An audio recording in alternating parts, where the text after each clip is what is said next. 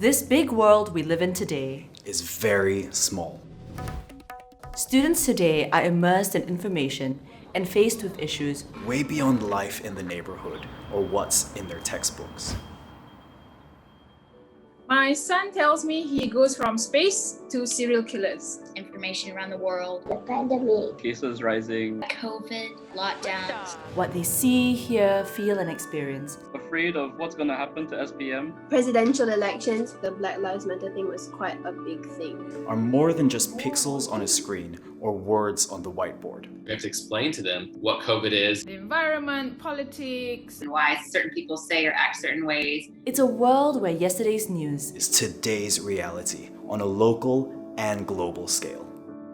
the effects of this extremely interconnected world leaves room for constant change, uncertainty, ambiguity, and sometimes even chaos. Actually, everything is changing so fast these days that it's hard to catch up.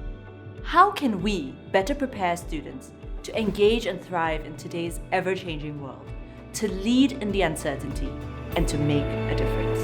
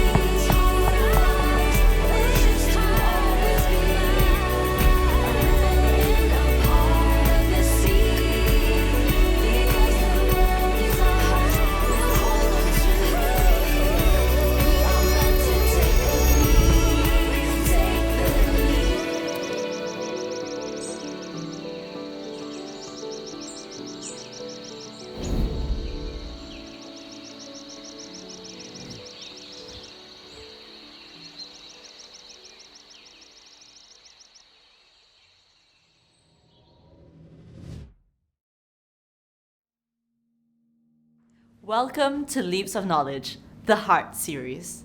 This series is based on 5 core values. Here to make a difference, enjoy what you do and who you do it with, act with integrity, reach for perfection, and think ahead and out of the box. Having these values to live by is so important. It remains at the core of who we are, even in this radically changing world we live in today. In this series, we'll be tackling big, key questions in education against the backdrop of today's world through our heart for education. In this episode, we explore our first value, here to make a difference. Throughout history, the purpose of education has taken many forms, from religious teachings to preparing society for an industrialized workforce. Education further evolved in the late 20th century, making way for innovation and creativity as we welcomed the digital revolution. The philosopher John Dewey sums it up beautifully when he said, "An education is, in its forms and methods, an outgrowth of the needs of the society in which it exists." Fast forward to where we are today, a world that is full of endless possibilities, which comes with a measure of uncertainty and change. We ask ourselves, is our education preparing students to engage and thrive in today's globally connected and ever-changing world? What should education look like now? More than that, how can education empower young people to realize that they can lead in this uncertainty and they can make a difference? Well, the Organization for Economic Cooperation and Development, the OECD, has developed a framework just for this. It's called the Global Competency Framework. Global competency isn't just a nice idea. In the world of education, many people look to PISA, the OECD's Program for International Student Assessment, as the benchmark for assessing how well a country's education is doing against the rest of the world. In 2018, the OECD introduced a new PISA assessment on global competency to assess the capacity of students to live in an interconnected world. We reached out to Andreas Schleicher, Director for Education and Skills and Special Advisor on Education Policy to the Secretary General from the OECD, to understand this further. This idea of global competency changes every day. I think the knowledge part are perhaps the most stable one. You know, if you drink a cup of coffee in Tokyo, do you understand this could have implications for the life and work of people in Brazil on a coffee plantation? I think that knowledge and understanding of interconnections, the idea of climate change, our collective behavior, we are the system, we are the future. What we do today will matter for tomorrow. I think that knowledge part is probably the most stable one. But the social and emotional part is changing every day. Now, I think the way, as the world advances, I think being globally competent means to be connected with people who are different from us, and to be able to think across problems from different lenses, different disciplinary lenses, different social lenses.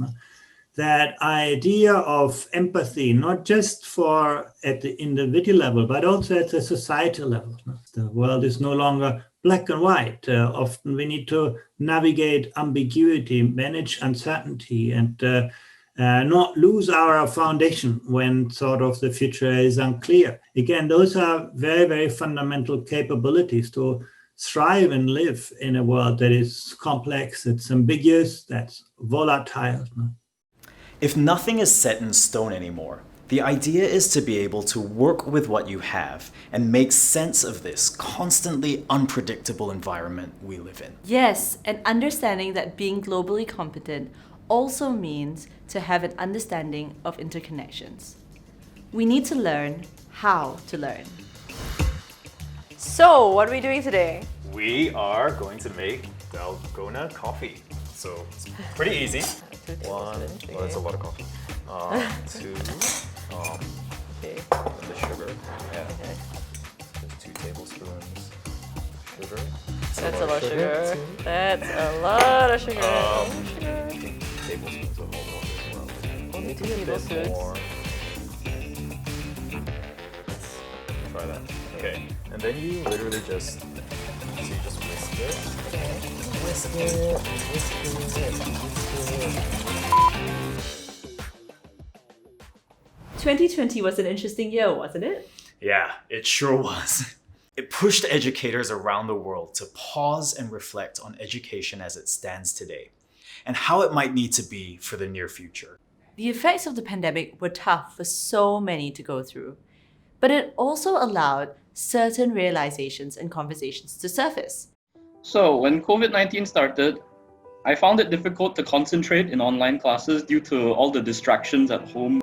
I learn on television, but I cannot understand well because I cannot ask questions through the television. I think the thing I found most hardest was balancing school with being with my mental well-being. So I tended to have either really productive days or really happy days, but they didn't really go together. They were very fearful of going out. So even when we had the lockdown restrictions being lifted, a lot of our students did not want to go out because they were scared that they might contract the disease.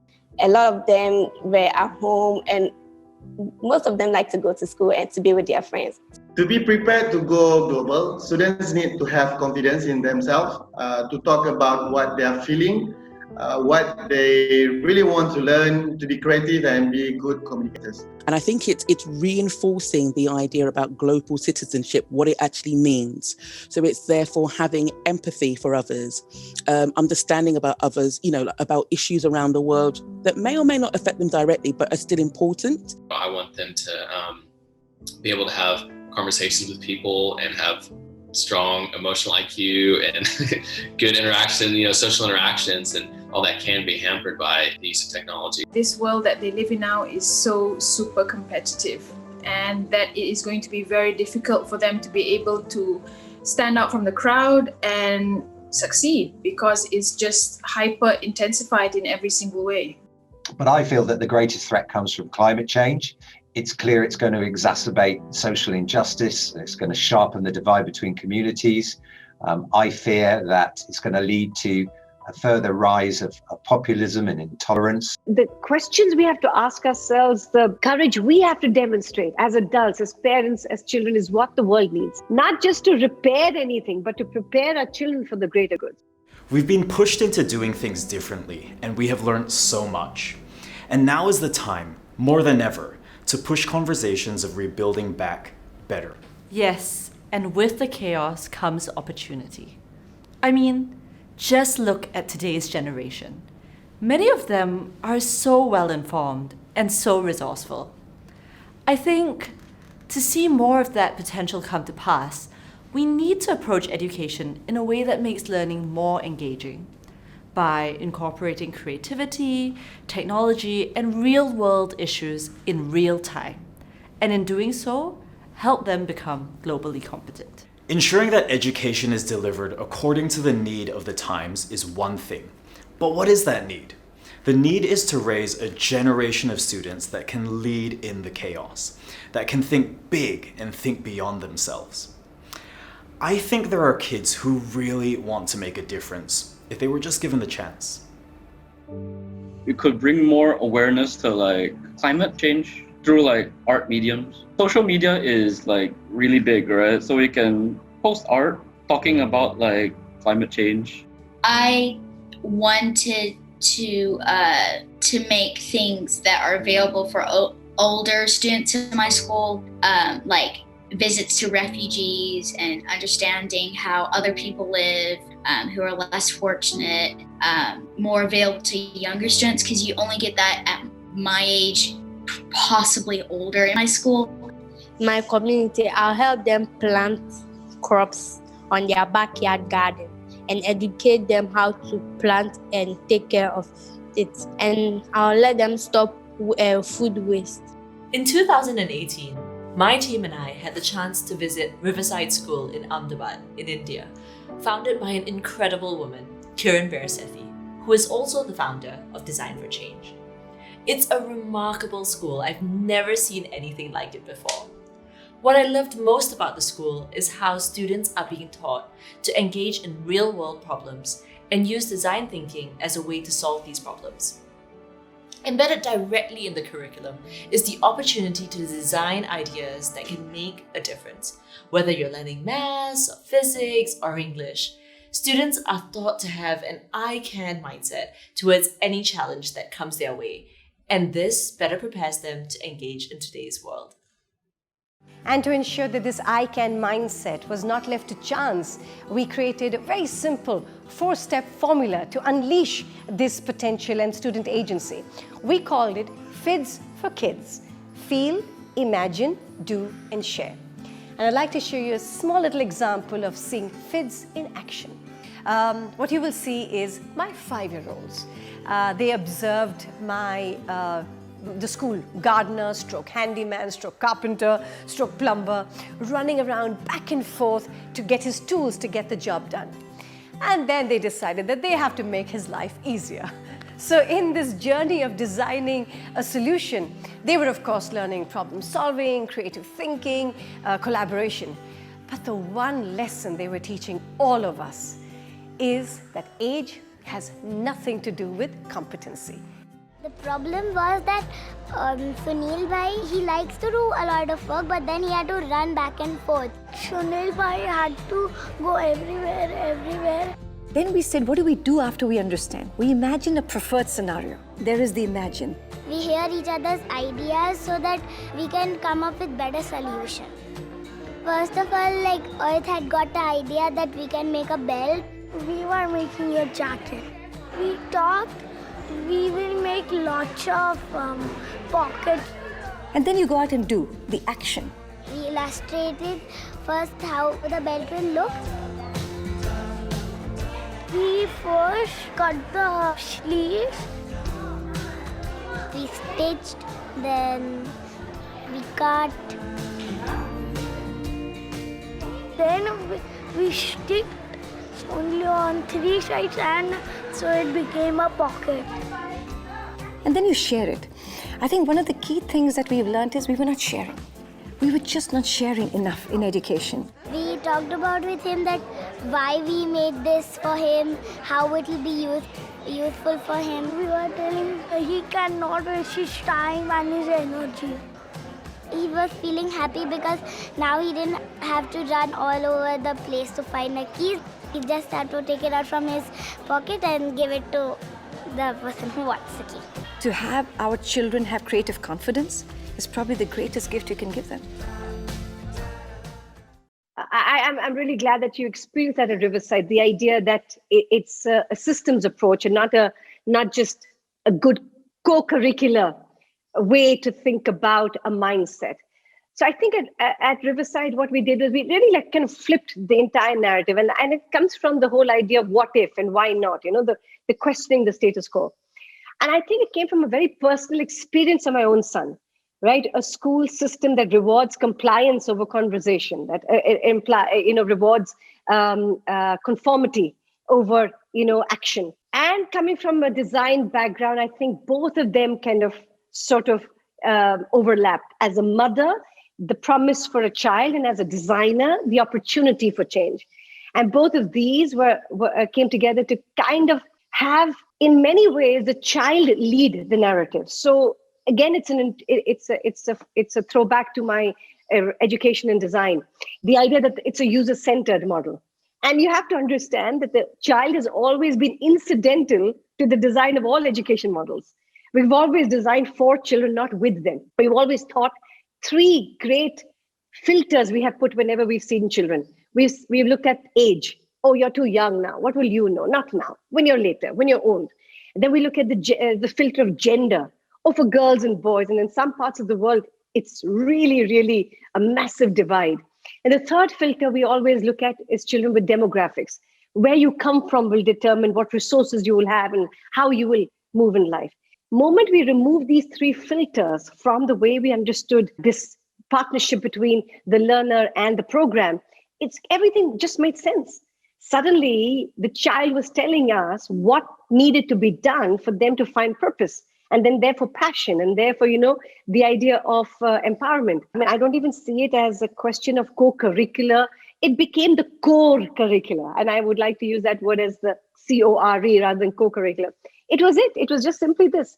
If you're here on the planet, please make sure that you make choices that make the world a better place. Period. End of story. And we created these processes eventually that became part of the culture. And I keep saying cultures will change mindset, not just independent workshops or a club or a co-curricular activity. It has to be cultures. It has to be shared values lived out every single day. Only then children will realize that this is what we're here for, or everybody. So let me give you a small example of, say, the audio tour. My 7-year-olds are given a client project from the municipality of the city I come from. So that's really what I'm trying to say. We're blurring the boundaries between school and life and saying, these are not good projects to do at school. I keep saying making children good at school is the worst reason to run a school. I mean, it's life. So 7-year-olds had visited the zoo a new reptile section had opened up in the zoo, and they realized that there was no guide to take them around. And they kind of, they went to the municipal corporation and said, we are going to make an audio tour for the reptile section. And he just thought it was such a great idea. Of course, and it's that set out the children to do the language part and the MP3 player that they had to buy. So the math part came into the idea of how much to earn. Then they looked at skills in terms of iteration. So they made one, they walked around, they said, no, this is too long, this is too short. Then they understand the user, that the user came from multiple languages. So they had to make sure that they had the audio tour in English, in Gujarati, and in Hindi. And this was a whole month and a half. But at the end of it, everything that you would have otherwise taught them sitting in the class, they learned through a real project. To being able to then eventually launch it. Oh, it was a big fanfare. There was press and there was all of that. Again, that accomplishment gave them empowerment to recognize, yeah, this matters. This is important. So if you eliminate the word hobby or co-curricular, you suddenly are giving the same weightage to skills, purpose, and passion. right? That's really how you need to live out that promise to our children. On the other side of the globe, we speak to Darcy Lunn, who advocates the concept of educating students as global citizens and making this idea of global citizenship a social norm. Darcy has spoken in more than 90 countries about teaspoons of change. It's a concept he created. A teaspoon of change is a small but significant idea, or an attitude and actions that have a positive impact on people and the planet. It aligns with the United Nations 17 global goals for sustainable development that aim towards ending extreme poverty, reducing inequality, and protecting our planet.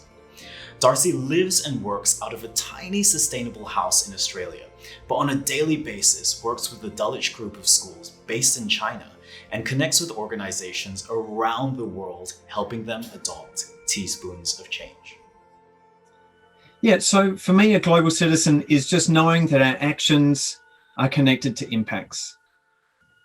And what we do with that is up to us. But I always say, turning off a light switch won't save the world because the electricity you save, it's good, it's useful. But the fact you have a connection to your actions, that's significant. So turning off a light shows that you care about the energy that's consumed there, and you have an attitude, behavior, and habits around trying to reduce your impact in the world. So in 2012, I started to work a little bit in polio eradication. And the story of polio eradication is really remarkable. We've almost eradicated only the second human disease in history after smallpox, essentially with 2 drops. And so the way that we help stop polio eradication is 2 drops of vaccine to every child in the world. And of course, every day there are more children being born. So it's an ongoing process. But having worked in polio eradication, I knew that our small actions made a difference. And so after finishing some work with UNICEF and the Gates Foundation and WHO, in 2014, I decided to go for a walk. And so I walked 1,000 kilometers in Japan to think about what are the small actions that we do that have a positive impact. And whilst I was on that walk, I had a lot of time to think when you walk 1,000 kilometers. And that's where the concept of teaspoons of change started, was looking at what are the small personal choices, decisions, and actions that we can take that have a positive impact. And not that our one small action is going to save the world, but knowing that our actions have impacts, and we can try and do as many good actions as often as possible without trying to be perfect or without trying to save the world by ourselves. So Teaspoons of Change isn't a program. It isn't telling people what to do. It's about trying to understand our small actions combined together creates big change. And so I've seen lots of wonderful examples of that from many different places. I've seen the students at UNIS in Hanoi, where they have an SDG Guardian group, and those guardians go around the school and try and find opportunities of where they can make little positive changes in their school. And one thing they found was that their older students in their school were ordering in food with lots of plastic. And so the Year 3 students went and spoke to the Year 12s and said, hey, in our classroom, we're pretty much plastic free, and we love these SDGs. So we would love it if the older students weren't ordering in so much of the plastic. And at first the Year 12 students kind of laughed at them and thought, oh, these Year 3s. But then other students in Year 12, they said, yeah, we agree with the Year 3s. We should be more conscious in our choices. And so the Year 12 students themselves decided to ban the ordering in of anything that came in plastic packaging.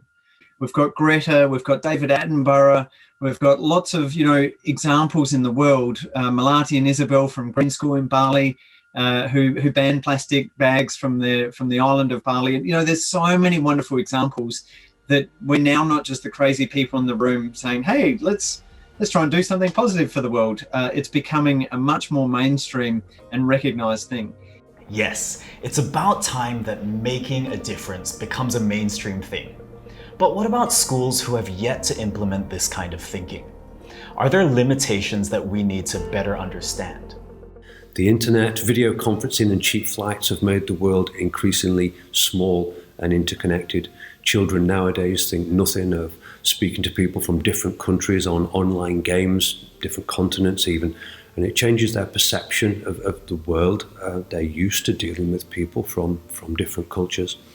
The problem is that too many children don't get these kind of experiences, and it puts them at a genuine disadvantage. I think the challenge for schools, but particularly for students, is to ensure that they're getting life-worthy learning. And so I feel that the challenge for young people is to have learning that is meaningful, that is worthwhile, and that does make a difference in the world. Yeah, we shouldn't look at mathematics and science and global competencies as opposing ends on a big spectrum. They are there's a fair amount of orthogonality. Now, you can teach to become a global citizen in the field of mathematics. You can teach that in the field of language, in the field of science. In fact, that's how we should be looking at this. But it demands a lot from teachers. I will not deny that. It's much easier to teach mathematical or scientific content than to help people to think like a mathematician, scientist in a way that is socially responsible. Yeah, I think any school that doesn't have global citizenship as a pillar of their education is going to look a bit silly. I think the demand from our society, and certainly from our students, is that they can engage with challenges, but also work towards solutions. We want students to feel good about themselves and feel good about the world, and to go and play an active role in that world. Not everyone has to go off and work for UNICEF or for the UN, but they can make a positive impact no matter what they choose to do in the future. What we've done with children so far. No, all that is great. That's becoming good human being. Okay, all fine. Do your math, science, and English. And now suddenly, even though we put them on the same weightage and say, no, they are equally important, possibly if not more. So I keep saying the irony is we'll have 5 subjects of math every single day of the week. But for character and values, we limit it to once a week. Within that itself, we're not going to make much change. So we'll have to completely shift and really be brave. We have also, the latest PISA assessment on global competencies. It's quite remarkable that some of the most resilient students are ones from the most disadvantaged families. They have actually been able to, chart their own future. They understand, what it means to, navigate in a complex, difficult situation. And I think for the future, they will probably be better prepared than students, who had everything, scripted for them and just followed, a practice. So it's really important to be given or to give children the opportunity to interact, to engage and to speak to people from different countries, from different cultures, from as early an age as possible and as often as possible. Frog Connected Classrooms are providing children with a learning experience that stretches beyond geographical boundaries. So at Dulwich, we have a slogan there, which is graduate worldwide. And it's a lovely term of phrase because we do want our young people to learn all the things they need to learn for the future, but we want them to finish their schooling so they can go out and be a part of the solution and not just a part of the pollution. A few moments later.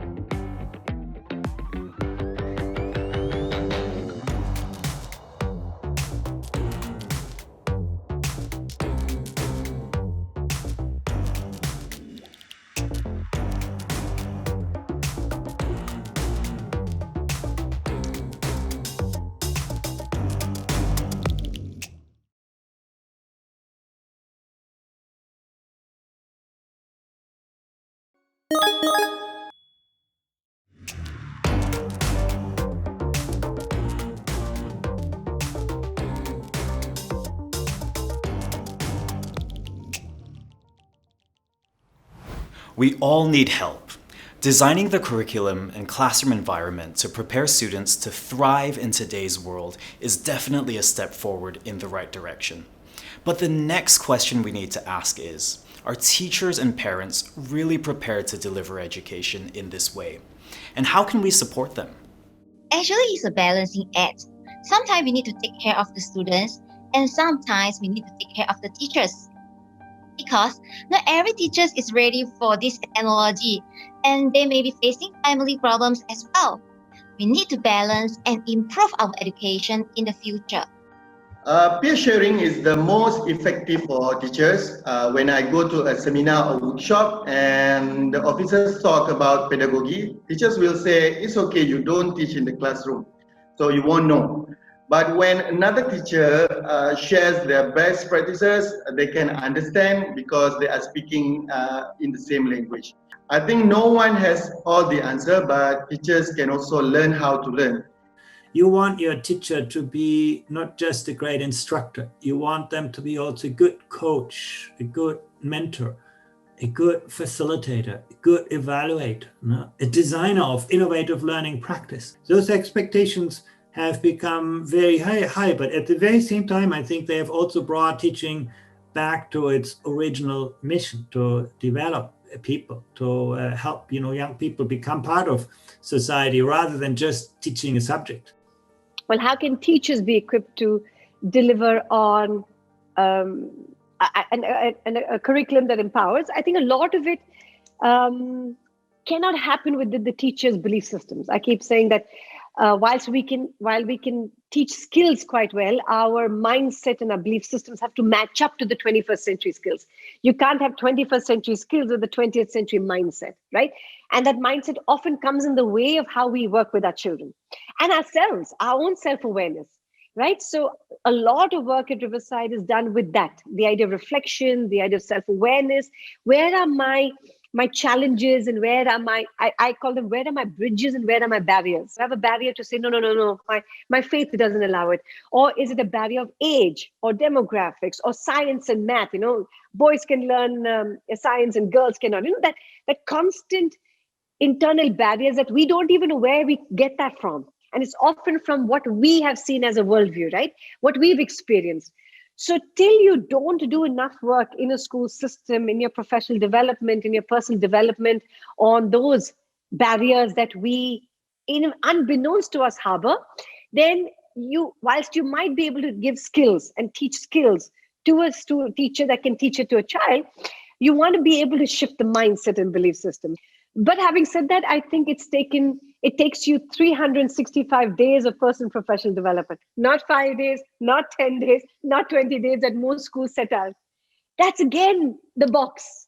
Oh, we have 5 days of professional development, or we have 10 days of professional development, or maximum 30 days. You can't do this. You can't change mindsets with just days. So you have to do it on a daily basis. So Riverside's newest kind of venture is not newest. I mean, it's just more formalized right now. The Riverside Learning Center, which essentially helps schools either deepen or think about impact in a very different way on this whole idea of a humane approach. And so all our processes are in a systems approach. So we offer leadership, a way to look at their spaces as systems and as cultures. So that's really been super exciting. I keep saying we are not the best school in the world. We want to be the best school for the world. We've talked a lot about how teachers can support one another to teach students how to think for themselves, build resilience, and have the skills needed for today's uncertain world, social skills. Where does the role of the parent come in education?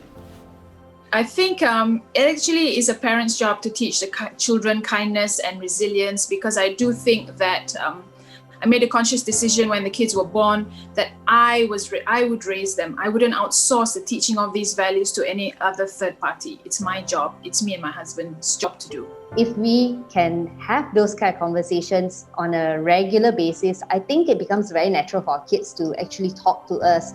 And then slowly, through the conversations, we are able to bring forth the values that we feel are important to us, as parents, and then that's how we can instill that into our kids as well. I think conversations that parents and teachers definitely need to have is support. There needs to be supportive conversations. And one thing that was highly successful for us was making sure that parents were equipped and understanding individual circumstances. They say it takes a village to raise a child, and I think that's super true. So it's really important that the school is involved and that the parents work alongside the school and support the school as well. Yeah, parents have the central role in education. I can give you an example from our PISA assessment. The simple fact where the parents ask their children every day, how was school, had a greater influence than parental income on the success of their children in school. And unfortunately, the last 10, 15 years have taken us a bit away from that. We have seen a trend towards a kind of commodification of education. Children became consumers of learning content. Parents became clients. Teachers became service providers. Everybody's sort of just expecting something. Learning became a kind of transactional experience. But actually, the heart of learning is a social, it's a relational experience. It's a whole of society project. And if parents are not an integral part of this, and parents do not feel to be part of the educational experience of their children, education will not succeed. And that's something that many education systems need to take more to heart. So in a way, I think we should see as parents more as part of the solution and not just as a client and consumer. Parents play a significant role in the education experience of a child. However, due to multiple responsibilities they have in the family, it can be challenging for parents to be more involved in education. I often wonder how teachers and parents can work together more. Is there more support that the education system could be giving to parents? Karen, what are some of the challenges you feel parents face when being more involved in the education of their child? From my conversations with parents, I think most of them experience very similar challenges, especially now during the lockdown. Many parents are still working. With schools closed, parents have to make sure that their children continue to learn from home.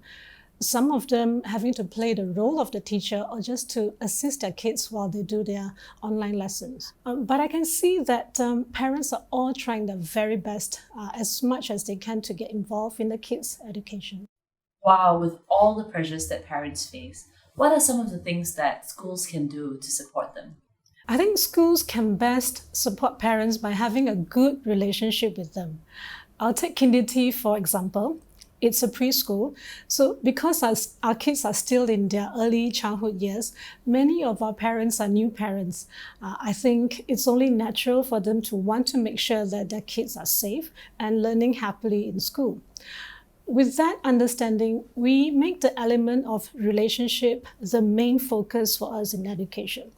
Our aim then is to make sure that everything that we do is to nurture this relationship with parents, to build trust right from the beginning. Yeah, building a relationship first is so important.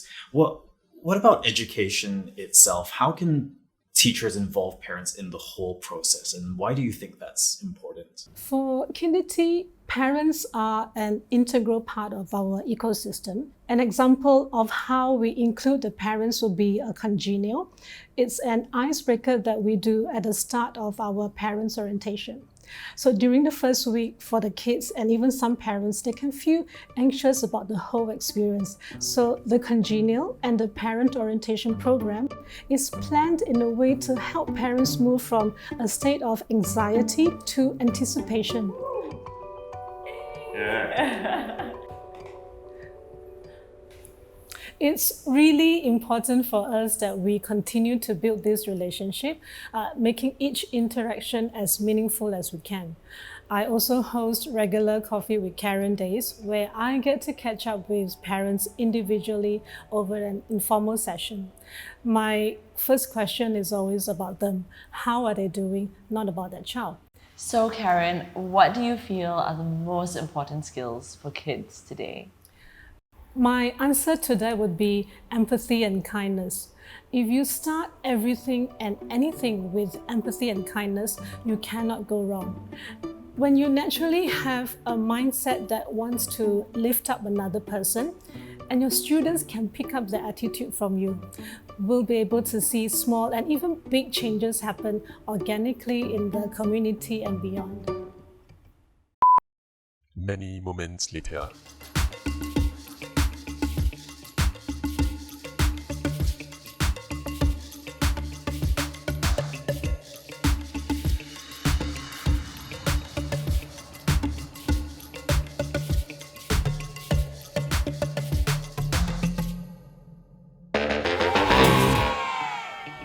Well, what I've learned is that having a great relationship with each other is so important. You get a lot further than when you try to do things alone. Parents do need support, especially when it comes to juggling parenting and working from home at the same time. With the lockdown, parents needed to be more involved in supporting their kids with learning. After all, that's how we ended up working together on Learn From Home, right? Yeah. Learn from home. Gosh, what a mad rush that was to get the whole curriculum online. But seeing how useful the kids and parents found it made it all worth it.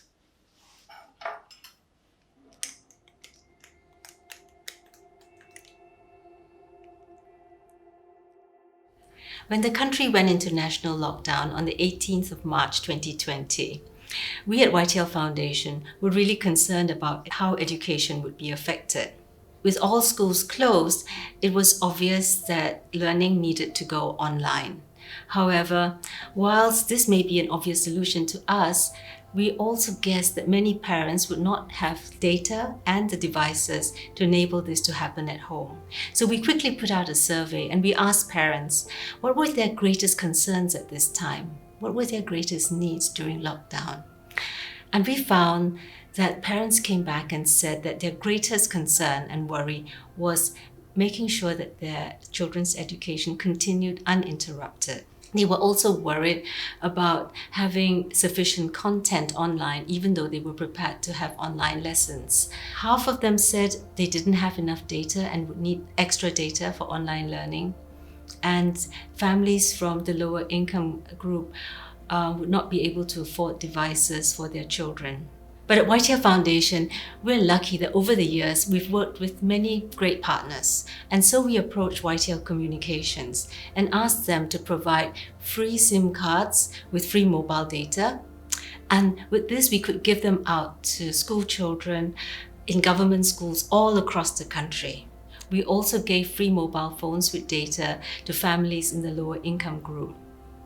Having at least data and devices meant that if schools were able to take lessons online, these children would be able to join in. And if not, their parents would have the ability at least to go and search online for the free learning resources available. And at the same time, we work with Frog Asia, who has an amazing online learning platform, and they help to create lessons and revision quizzes. We then brought in great content partners like Teach for Malaysia, University Kebangsaan Malaysia, Kindity, and MyReaders. Ooh, let's learn more about action. When the lockdown happened, we were really concerned about students' learning. So, working with YTL Foundation and our friends from Teach for Malaysia, we set ourselves the task to build out weekly content to cover the parts of the curriculum that students were meant to learn at the time. We jumped at the opportunity to work together because we too didn't want learning to be disrupted for as long as schools were closed. We initially thought this would go on for a few weeks, maybe a couple of months. Yes, but before we knew it, we covered the entire curriculum for English, math, and science for both primary and secondary schools. That's insane! Who knew? But I must say, I really enjoyed being part of the content creation process, and so did our TFM fellows and alumni. It was the perfect opportunity to collaborate and create good content. Well, exactly. We knew from the onset, didn't we, that students were going to be stuck at home and they were going to be so bored.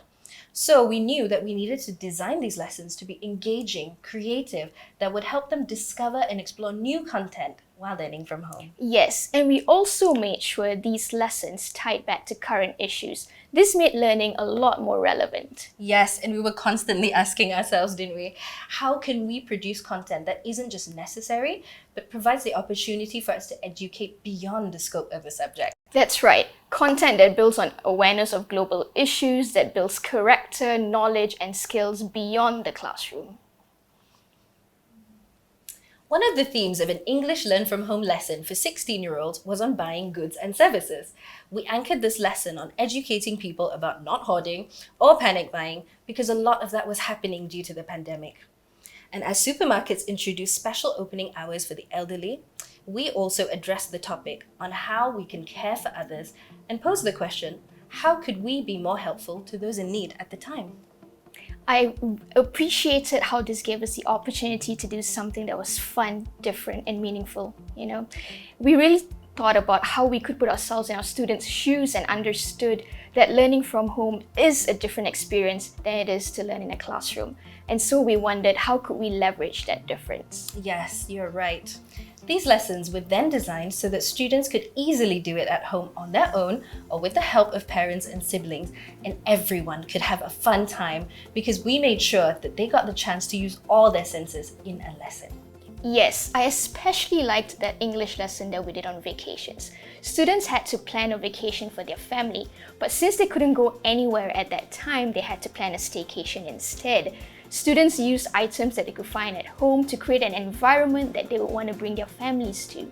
The beach or camping in the park. There's the rustling of leaves, a campfire to roast marshmallows on, and a good campfire song to sing to.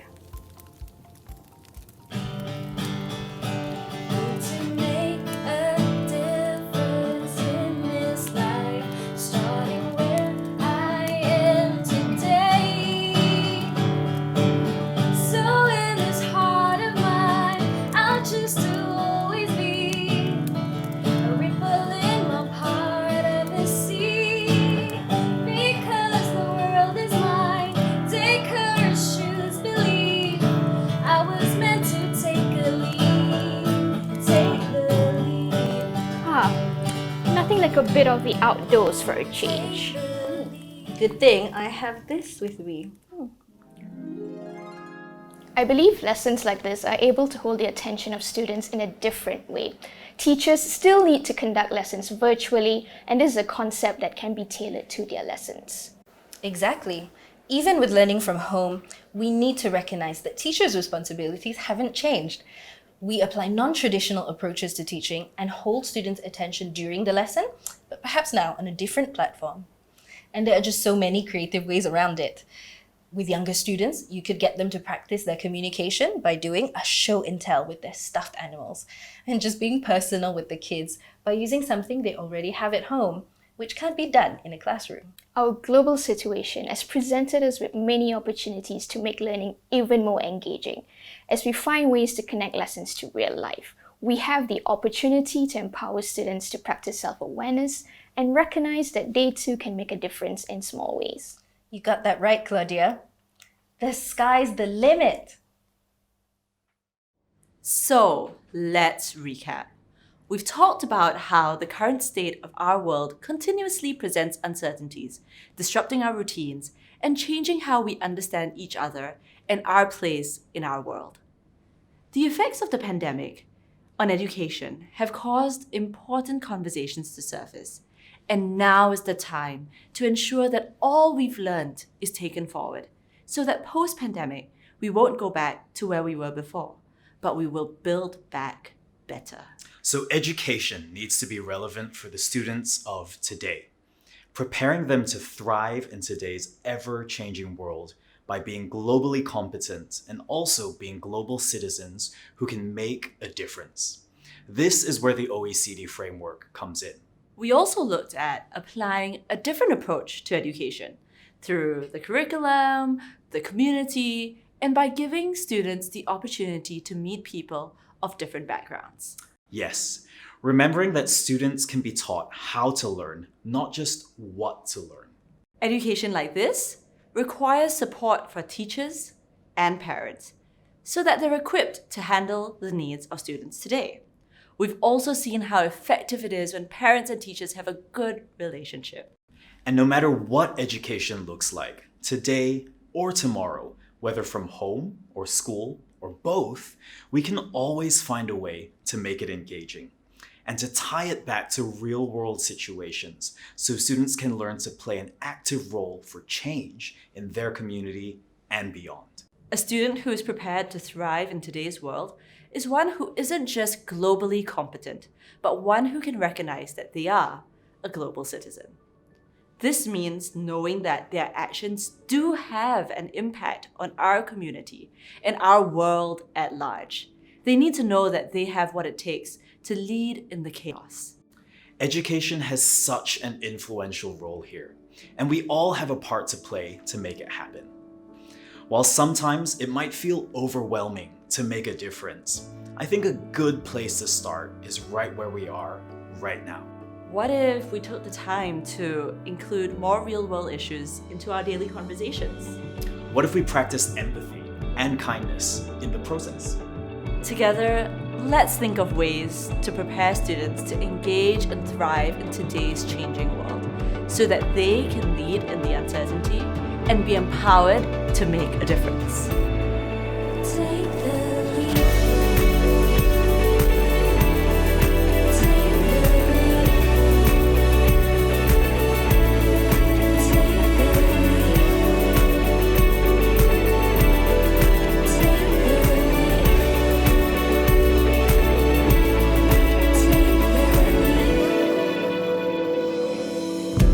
Learn to learn and thrive in chaos. Celebrate the common ground. Plant a seed and